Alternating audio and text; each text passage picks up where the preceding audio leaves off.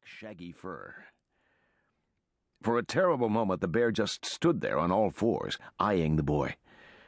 Clearly ravenous, having just awakened from a winter-long hibernation, it reared up on its hind legs and let out a roar, a sound that chilled the boy's blood.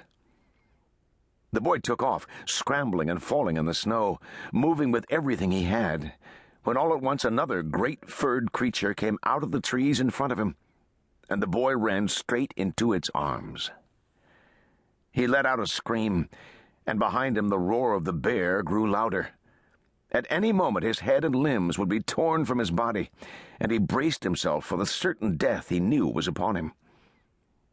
But then the furred creature that held him pushed him aside. He saw the creature's sparkling blue eyes, red beard, and long iron-tipped spear, and the boy realized he had run into the arms of his father. Dressed in a long, thick coat of gray wolf fur, his father bravely stood his ground as the great beast charged. And when his father reared back with his spear and gave a war cry, the bear, too, stopped running and reared up on its haunches and let out a sickening roar of its own, as if to say, "You're mine, old man." The boy cried out, fearing his father would be devoured. But then, with one sure, swift thrust, the bearded man hurled the spear through the air, and there was silence. The spear had gone straight through the bear's heart, and with one whining groan, the great beast fell over dead, and its roar was heard no more. Other men of the hunting party, all very hairy and scary-looking, with their spears and knives and other implements of destruction, now came out of the trees to attend to the bear and to congratulate Voldar the Vile, the man who had killed it. In truth, the boy knew Voldar wasn't really vile. Testy would better describe him. At times his mother called him Voldar the Vile and irascible and peevish and cranky, but never to his face. He was a broad-shouldered, bushy-bearded man, with a flinty gaze that could strike fear into the bravest of men. And when he spoke, his voice had the ring of steel in it.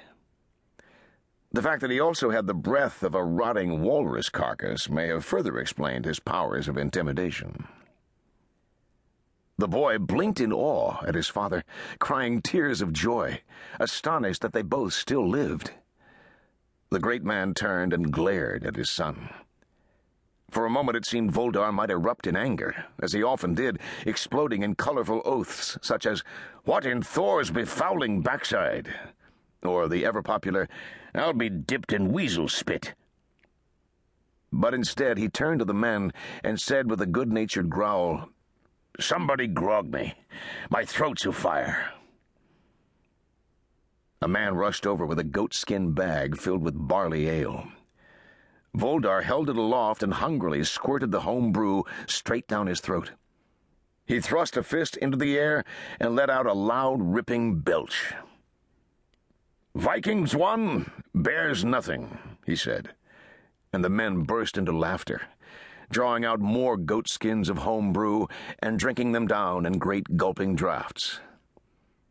Soon they were in high spirits, gathered around Voldar, their chieftain, laughing at his ribald jokes. His son, too, gazed up in wonder at the great man, marveling at his courage and capacity for drink. It seemed to the boy that all knowledge of how to survive in this world flowed from his father. "Self-reliance," the old man often told him, "is the greatest gift a father can give to his son." So he taught the boy how to build fires and hunt with a bow and arrow, how to track game by following prints in the snow, and how being downwind from your prey would let you smell them without their scenting you. In winter, Voldar had shown him how to fish by hacking holes in iced-over lakes. And in spring, when snows were melting and the rivers were full and wide, his father had taught him how to spear and gut the silver-pink fish and smoke them over fires of oak and alder, the smoky sweet tang of the fish on his tongue of particular pleasure to the boy. By daylight and by firelight, the son had sat beside his father, taking in his stories and his blade work, whether it was the skinning of badger and fox pelts.